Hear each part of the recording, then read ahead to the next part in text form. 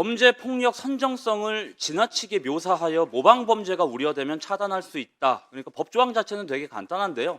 그 지나치게라는 문구가 지나치게 자의적으로 해석되고 있고 지나치게 모호하기 때문에 지나치게 문제가 되고 있습니다. 네, 본인 소개 좀 짧게 간략하게 부탁드리겠습니다. 예, 안녕하십니까. 게임정보 채널 주의식백과의 김성회입니다. 게임검열 철폐 헌법소원 21만 751명 청구인의 청구인 대표를 맡고 있습니다. 네, 그 21만 명의 그 서명과 함께 게임산업진흥에 관해서 법률 제32조 제2항 2호에 대해서 헌법 소원 청구하셨죠. 그 취지와 해당 조항 좀 말씀해 주십시오. 예, 범죄 폭력 선정성을 지나치게 묘사하여 모방 범죄가 우려되면 차단할 수 있다. 그러니까 법조항 자체는 되게 간단한데요. 그 지나치게라는 문구가 지나치게 자의적으로 해석되고 있고 지나치게 모호하기 때문에 지나치게 문제가 되고 있습니다.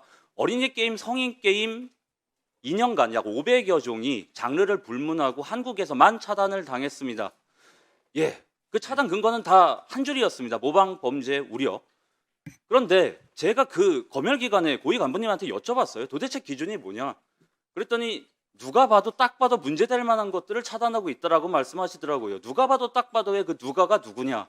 2년 전 바로 이 자리에 그 검열기관의 수장님이 여기 국정감사 소환돼서 나오셨어요. 하시는 말씀이 게이머분들은 나를 원망할 것이다. 하지만 그 역겨운 게임을 그냥 좌시할 수 없다. 차단하겠다. 그러니까 이게 큰 비극이라고 생각하는데요. 일국의 문화 콘텐츠의 허용 범위가 그저 한 개인의 취향에 의해서 지금 규격화되고 좌지우지되고 있는 거예요. 거기 검열위원들은 녹음기가 켜져 있는 공식 검열회의 때 이런 말을 합니다. 사람이 바뀌면 원칙이 어떻든 규정이 어떻든 간에 그것은 그저 참고사항에 불과하다. 그러니까 스스로 그것이 기분에 따라 이루어지는 원님 재판이라고 이야기하는 거예요. 게임 제작자들은 검열회의 때 제발 그 깐깐한 검열위원님이 몸살 걸려서 출근하지 않게 해주세요라고 비는 방법밖에는 없어요. 그러니까 랜덤 복불복이고 명확성의 원칙이 위배된다는 겁니다. 그리고 영화 악마를 보았다 보시면은 참 그 차단된 게임들하고는 비교도 할 수 없을 정도로 잔혹하고 엽기적인 범행 장면이 계속 나오는데요. 영화 시청 중에 울렁거려서 나가시는 분도 꽤 많다고 들었습니다. 그 영화 감독이 감옥 갔습니까? 법으로 금지됐습니까? 아니잖아요. 영화 독전은요.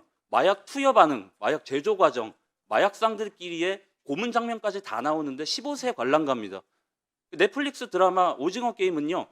K 콘텐츠의 쾌거라고 말해지는데 그것과 비슷한 내용 그리고 수위는 좀 더 낮은 진짜 게임은 성인도 이용 불가능한 전체 이용 불가 판정을 받습니다. 만약에 오징어 게임의 PD가 게임 제작자였다면 그는 아마 에미상이 아니라 수갑을 찼을 겁니다. 왜냐하면 그 모방 범죄가 우려되는 게임을 유통시키면 최대 징역 2년의 범죄자가 될 수도 있거든요. 그러니까 1996년에 영화와 음반은 이미 국가사전검열이 위헌 판결을 받았거든요. 그 게임만 지금 이러고 있습니다. 그 28년의 격차를 1년이라도 좁혀보기 위해서 그 형평성의 문제 그리고 명확성의 문제를 들어서 21만 751명의 게이머분들이 헌법소원을 제기한 것입니다. 이상입니다. 네, 게임물관리위원회 근본적인 문제가 뭐라고 생각하십니까? 근본적인 문제. 예, 그 초헌법적인 검열기관이라는 것 그 자체가 문제입니다. 2006년에 바다 이야기 사태가 있었고 네. 그것 때문에 한국의 게임 산업법이 만들어졌고 그것의 부산물이 바로 게임물관리위원회입니다. 그러니까 태생 자체가 규제를 할 수밖에 없고 바다 이야기 성인 도박물이랑 마인크래프트 같은 건전 게임들을 한 그물로 싸잡아서 규제할 수밖에 없습니다. 네, 그러면은 게임관리위원회가 업계나 이용자들 의견 잘 수렴한다고 생각하십니까? 어떻게 생각하십니까? 예, 전혀 그렇지 않습니다. 실제로 발각된 검열 회의록을 보면은요, 그들은 한국 게임 이용자들을 모방 범죄, 사이코패스, 쾌락살인의 취약한 계층으로 보고 있고 게임에 대한 적개심을 드러내고 있습니다. 예, 의견 수렴이 아니고요. 밤을 새고 말씀드릴 수 있는데 사례 딱 하나만 말씀드릴게요. 네, 한 가지만 말씀하십시오. 예, 근데 시간이 많이 부족합니까, 의원님? 좀 많이 좀 드릴 말씀이 있는데. 뭐 다른 증인들도 있으니까 본인 의견만 다 들을 수는 없으니까 간략하게 해주십시오. 예, 그 사례 하나만 말씀드릴게요. 2019년에 주전자닷컴 사태라고 있었어요. 그러니까 게임 사전검열 받으려면 많게는 수십만 원까지 검열비를 내야 되는데 그 초등학생들이 그 비영리 습작 자작 게임들 6만 종이 국가 사전검열을 받지 않았다는 이유로 한 방에 삭제가 됐습니다. 사실 이거 웹툰으로 비유하자면요. 연습장에 초등학생이 만화를 그려갖고 학급 블로그에 올렸는데 그거를 국가 사전검열 받지 않았다고 전국에 학급 블로그 6만 개가 동시에 삭제된 거하고 똑같은 거거든요. 이게 국가사전검열이 게임에만 남아있기 때문에 일어나는 일인데요.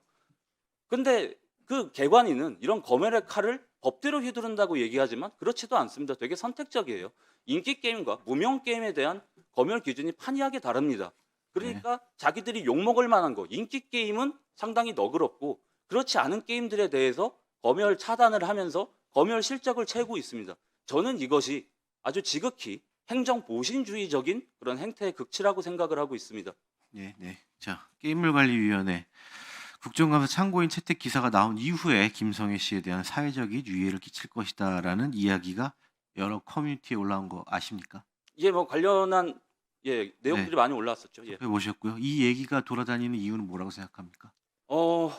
조금 개인적인 이야기일 수도 있습니다만 제가 개관위원회 게임을관리위원회하고 좀 평생에 악연이 상당히 많습니다. 거기 과거에 위원장 하셨던 분이 제가 개인적으로 상당히 큰 거짓 음해를 장기간 동안 당해서 좀 위험한 적이 있었는데 근데 개인적인 분들과 얘기를 연루되었다는 하러 나온 이야기도 건 있고요. 아니니까. 네. 예, 거기에 더해서 저 한 명의 게이머로서 지금 사우디와 카타르, 쿠웨이트 같은 성적으로 엄격한 이슬람 국가에서도 살 수 있는 게임들을 오직 한국에서만 살 수 없게 만드는 그 근본적인 원인이 규제 일변도의 게임 산업법이고 그 칼을 휘두르는 게임물관리위원회라고 생각하거든요. 그렇기 때문에 저는 좋은 감정을 가질 수 없고 그것에 대해서 공감해 주시는 21만 명의 게이머분들이 같이 헌법소원에 참여하셨다고 생각합니다. 그런데 의원님, 저 사실 저희 게이머들이 게임 셧다운제 비롯해서 게임 질병화 시도 비롯해 갖고 사실 그 국회로부터 그동안 많이 시달리고 살았거든요. 항상 법 만드실 때 누구 부르셨습니까? 의사, 목사, 그리고 학부모 단체만 부르셨잖아요. 정작 당사자인 저희들은 뒷전에 빠져서 그저 계도와 계몽의 대상이었습니다. 지금 게임이 산업으로 전자오락에서 산업으로 바뀐 다음에 지금 저희가 이용자로서 이 자리에 서기까지 20년이 넘는 세월이 필요했습니다. 그래서 이제 겨우 기회를 마련했다고 생각했는데 이렇게 좀 금방 끝나는 게 저희는 너무 억울해요. 20년 기다렸는데 2분이라도 시간 좀 더 주시면 안 되겠습니까? 네, 알겠습니다. 2분까지 제가 드릴 수는 없고 좀 한 말씀만 더 하세요. 짧게. 예, 그럼 마지막 한 말씀 드리고 끝내겠습니다. 예, 얼마 전에 노벨문학상 한국에서 나왔잖아요. 뭐 한강, BTS, 봉준호 같은 세계적인 예술인들이 나오고 있는데 대중문화인들이 이렇게 말합니다. 1996년 영화 음반에 대한 사정 이후 그것을 시발점으로 해서 한국 콘텐츠의 부흥이 시작되었다. 그러니까 이번 게임도 게임에만 있는 사전 검열 폐지되어서 그것을 시발점으로 돈만 많이 버는 게임사 사장님들 말고 존경받는 그런 게임 제작자들도 많이 탄생하기를 기원해 봅니다. 게임정보채널 주식백과의 김성우였습니다. 감사합니다. 너무 본인 자랑하고 가시는 것 같은데 다음부터는 그런 발언 좀 조심해 주십시오. 네, 들어가십시오.